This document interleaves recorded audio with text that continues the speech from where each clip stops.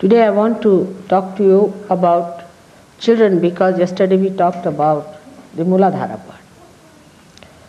Now why we are not so collective as we should have been, much more collective.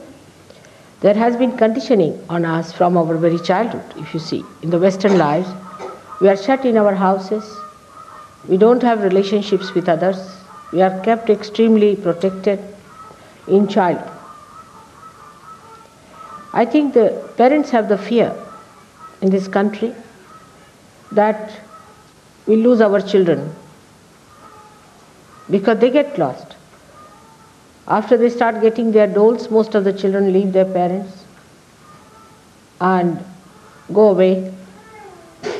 Parents are left high and dry.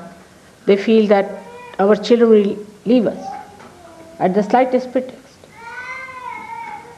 So they teach them not to talk to anyone, to be away from everyone, and cuddle their own children all the time, look after their own children, and they can't see a child talking to another lady. They feel jealous. And they feel that the child may be lost because they think they cannot give adequate love. If anybody can give love to that child, they feel that that child will be lost. And the child also becomes such a individualistic child that it takes liking to a very particular type of a person. And then after some time, that person starts overpowering that child and the parents lose the child. It's a very sick society in that manner. As far as the children are concerned, it's a sick society. It doesn't know how to bring up their children. Just the opposite is in India. Just the opposite. I think that's one of the reasons why Indians become collective very fast. Is that in childhood, when we are little children, or people have children, it's regarded bad manners to take your own child in the presence of others. Absolutely bad manners.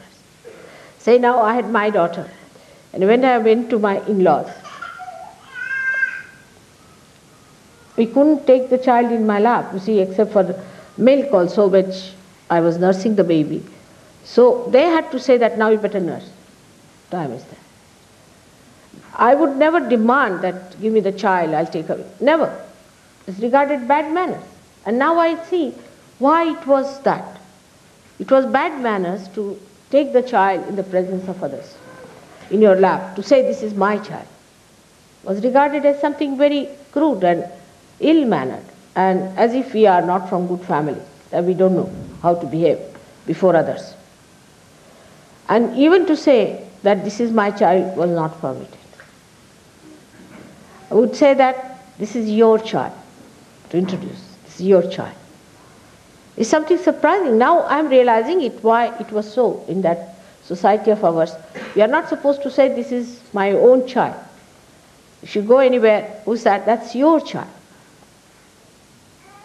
Even the house, we would not say this is my house to anyone. Will you come to your house, please? The whole, you see, the cultural background gives us that collectivity.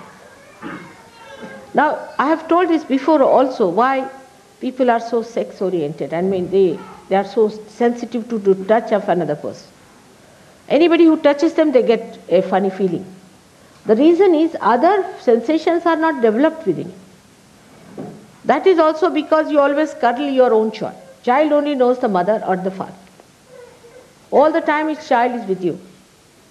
As a result of that, what happens? The child never feels the other sublime relationships with others. Anybody who is the other is an identity which is something different. And when you grow up, then you suddenly touch somebody, then you cannot feel those sublime things. When you are innocent, when you are a child, I mean, we never slept with our parents. It's a very common thing in India that now supposing if I am in the house, my daughters will give their children to sleep with me or with my husband, with brothers, with other, if my brothers are there or their brothers are there, then they would give it their children to sleep with them, not with themselves. The psychological reason was that perhaps they understood it, because it's a very traditional country, so they have understood it, that the psychological reason behind this was that the child gets used to another man, another woman, at that sublime situation, at that sublime consciousness when they are innocent. So the relationship of innocence is developed. Nobody feels anything funny if somebody touches you or does anything. This is the reason if you see a man touches a little boy, he gets funny sensation, the boy gets a funny sensation. It's absurd, because you must believe in the principle of collectivity. Now, I have seen that people cuddle their children too much in this country. And that's a very wrong thing to do all the time. Carry the child on your lap, carry the child on your, this thing is too much. If you overdo it, you will find the same children will hate you. Because in childhood they develop a sensation that they are overdoing the things, you see, and they cannot express it. Allow the child to play as much as they like. Take the child whenever it is necessary. Let others take the child, not you. We have such a big community of Sahajogis here. But what I find, the mothers are carrying the child all the time, or the father is carrying the child. No, give it to other people. Let the children be with other people, sleep with other people, enjoy others' love, and don't have fears. They'll love you much more.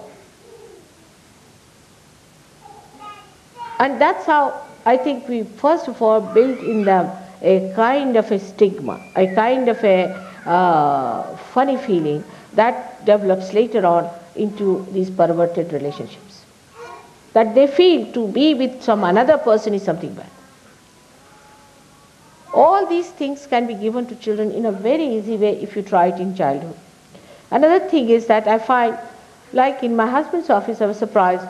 Everybody is called by name, like there's a deputy of CP, he's called Tom. Even a driver will call him a Tom. But see, we are very particular. I mean, my husband especially is very particular. He even call his driver by his name, Mr. So they dare not misbehave.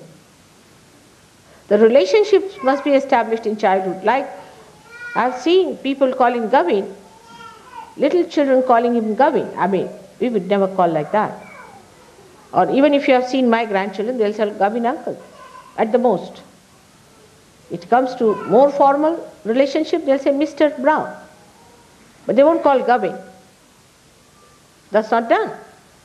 Auntie, uncle. A relationship has to be established. It's not only your father and mother are important, but you snatch your children, I have seen, from others. You want to hold on to your children and just grab them all the time. That's why they run away from. Overdoing it. There's no need. Children are very independent. They can look after themselves. They can manage themselves. And just to keep them pleased, you take them to shops, make them buy things, get things, and then they get used to it. You want to satisfy them that way. No. You must know that child is very intelligent. And you have to bend the child's mind according to your own understanding of collectivity. And if you do not do that, they'll become like all other children who are just vagabonds. I see them, as I told you once, I was coming from Oxted, and there were some children about from 8 to 9 years of age, not very big. They were of some public school, had no discipline. They entered into my compartment, it was a first class compartment. And they had some sort of sharp things with them, some knives maybe or some razors. They started rip opening all the seats for nothing at all. And they didn't do anything to me, of course. And I was quite worried. I said, why are you doing this? So they said, shut up. So I got up, went to another compartment, and they said there are some 2 boys who are traveling with them. They were smoking, sitting down nicely on the other side. So I went and told them these boys are doing like this. So they came back, they slapped them nicely, slapped them, hit them. They didn't even cry, nothing of the kind, and pushed them back into their places. And then next station came in, the station master came and he was saying, now what to do now? You must learn to discipline your children from now.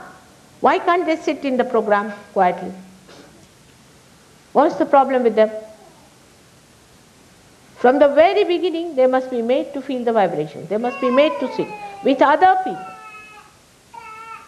It's because they find that their parents are their own, the rest are not. That's how racialism also develops, because they think the other people who are not fair are not our own. All kinds of these scorpion type of temperaments, or you can call a snake-like temperaments, the secretive temperaments develop when you start getting them exclusive to yourselves.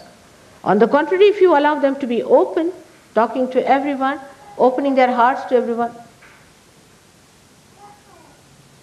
even the people who are grown up shudder from touching another's child, I have seen. They'll ask 10 times, should I take the child? What's the harm? I mean, in India, you go to anybody's house, they'll just pick up the child. And now they say it is for protection of disease and all that. But on the contrary, children develop more immunity. Overprotected children are very dangerously placed because they have no immunity for anything. Imagine in that country we have all kinds of parasites living. All kinds of parasites. Still we exist better because we have immunity to so many things. And that's how you people become very weak, health-wise. Imagine I went to Australia, and we have 3-4 Indian boys there. They came to help me with the kitchen, lifting all the big things here and there. So I asked one of them, I said, why not ask these boys to do something? He said, they are only nice to look at, mother, but they have no strength. They have no strength. I have seen that. And it happens more in countries like in England, where it's such a bad climate, you keep your children inside, they don't go out. You all the time shut your children. They become selfish. They become very mean and very short-sighted. Open them up. Now you have a community. You have a trustworthy community. But you don't. Then one person will just, a dominating person will come out, catch hold of your child, and use that child, blackmail you for the child, do all kinds of things. But if you just allow the child to play about with everyone, just allow, diseases will disappear, you will be surprised. Also, supposing you have a problem, say even with the back agya, if others are handling, it disappears. Because somebody has better vibrations, the bhoots leave you. But if you just all the time hold, you are a person suffering from a back agya yourself. You are holding all the child to yourself, the child has to suffer. We actually send our children to other people in very childhood, trusting them. And they love the children. Because here people don't believe that you can love the children. So here we have to trust others with our children. And that's the reason I think the children become so exclusive, they stick on to you, they cannot go to anyone. But you see in India, when you go, I don't know if you have visited any homes or not, the children will be the first to receive you. They'll say, all right, sit down. Then they offer you something. If somebody is not in the house, they will look after you. And they'll know everything about you, what you said, what you asked for, what you wanted, everything. So sweetly, you know. Everything is on the record. And they have names for every uncle, for every auntie. And they remember all those things all their life. I met such children whom I had looked after in my in their childhood, I would say more. And they remember all that I told them, the stories I told them and how I looked after them, and every little things they remember. It's so sweet to know that they know all those things still. One of them is now working in the World Bank. She got a big job in the World Bank. She came down the other day and she just started crying like a little baby in my lap, you see. I said, what's the matter? She said, Auntie Ji, I remember those days, you see. And so fond of me that she once went to a shop and she saw a sari, quite grown up, which I used to wear the same type of sari, yellow colored one she saw. She said, that's my auntie's sari. And she went and bought that sari. She said, that's my auntie's sari. Quite grown up. All these little things children remember, all the sublime things, all the noble things, all the things that are very pure. But you don't expose them, you just overpower the children, too much of it. And also then the children try to attract your attention all the time because they are used to you. They'll ask 10 questions, they'll talk too much, they will say things, and you will be tired. I know that when I was coming by train, I had a lady traveling with me.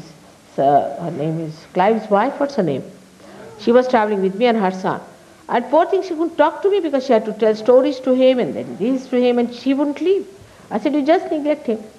Just neglect for a while, and the child is better. And the same advice I gave to Barbara. Her son is very good. He went to Warren when he was there. He went to every person. He went and asked everyone. He went round the whole hall and looked at everyone. But in India, children do that.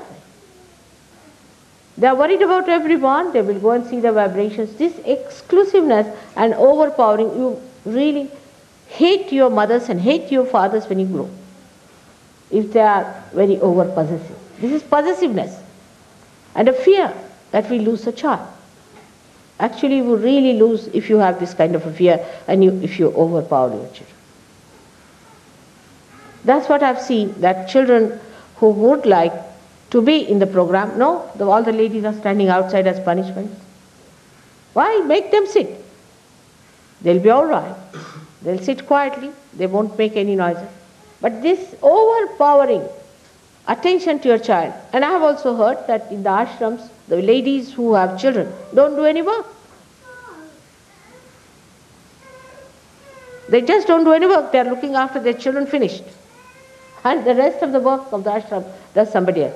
To produce a child, you don't take much, do you? There's nothing great that you have produced a child, first of all.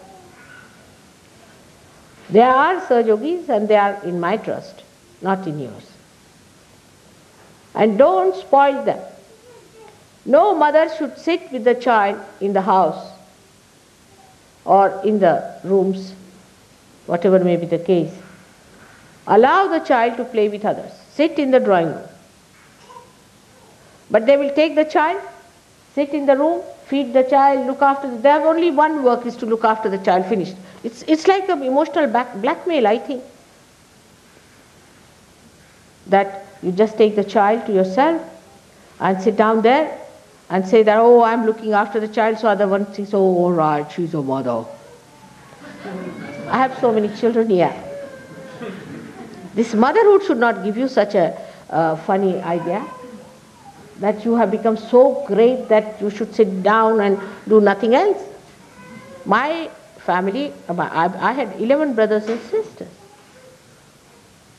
And my mother, I think, was president of a Congress in Nagpur of Madhya Pradesh. She went to jail 5 times.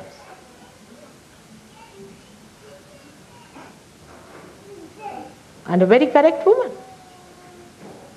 She wouldn't tolerate any nonsense from her children. And that's another thing, that if the child does anything to someone, I've heard that children are very indisciplined.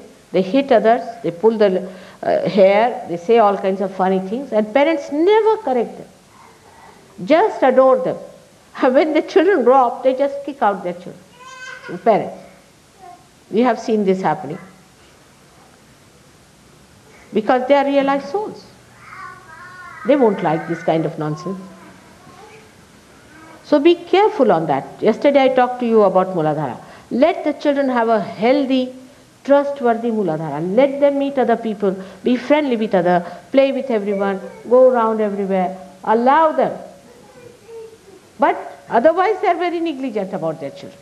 What do? They don't even massage their children. They don't even clean their children. They don't keep their clothes clean. They don't give them baths regularly. They don't give them proper food to eat. This is one point we have to see, that our children should be made collective and very strong in their Muladhara from very childhood.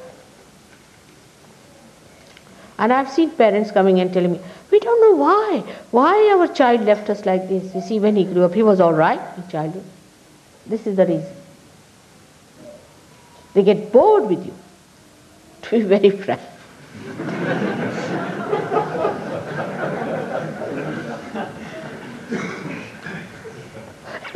That's the only answer. Suddenly, you see, my son left me. Suddenly. Why?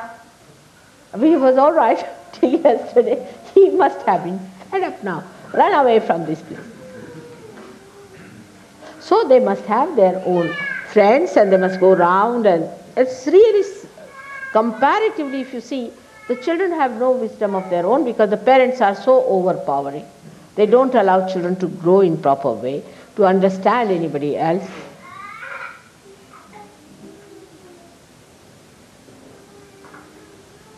I just don't understand what has happened to us. Why are we going wrong about children so? Now, another point one has to see about ashrams, which I need not have said before, but now I must tell you that we have to be responsible people. That is also there. From childhood, if you don't have sense of responsibility, you can never develop it later. Like electricity bills goes up like hell. People never put off their lights. I mean, there is a switch which is to be put on and also put off. It's not only for putting on. Small things like gas or electricity thing, if once they are in the ashram, they don't bother. It's your ashram. Then food. The amount of food that is thrown away is something surprising.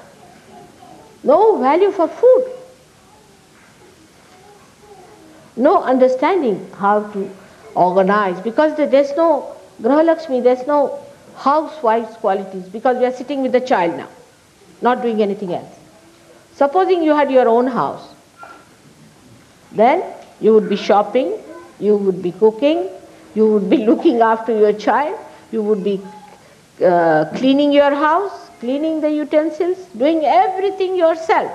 But in the ashram they think now we have a baby, so we are in charge of the baby, let's look after them and sit down with them. I would love to play with babies all the time and have nothing to do with you. So, can I do that?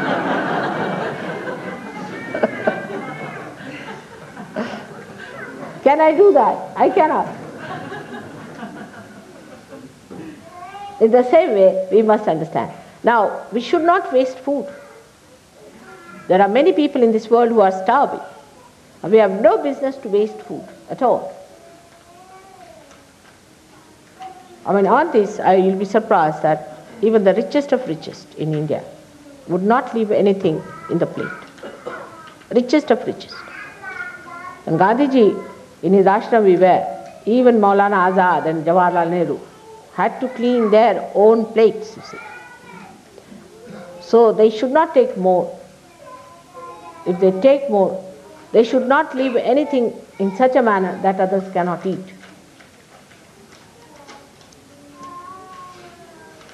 Waste of food, a waste of electricity, waste of other energies, without understanding it means money. That's why you never have money. There should be a proper organizing as to what you are going to cook, what you are going to have, how much is going to be used. Nothing should be wasted. I have seen this tendency. I have seen this tendency myself. Very common. There is no respect of food. No respect of food. That's why children also don't have any respect for food. Before food is served, you must sit with the idea that now you are going to have the food. It is a yajna. And that you have to eat that food with some prayer. Bless that food. Thank God that you've got the food. It's in the Lord's Prayer. And then the satisfaction comes in better, and you get a sense that no, we should not waste our money on food like this.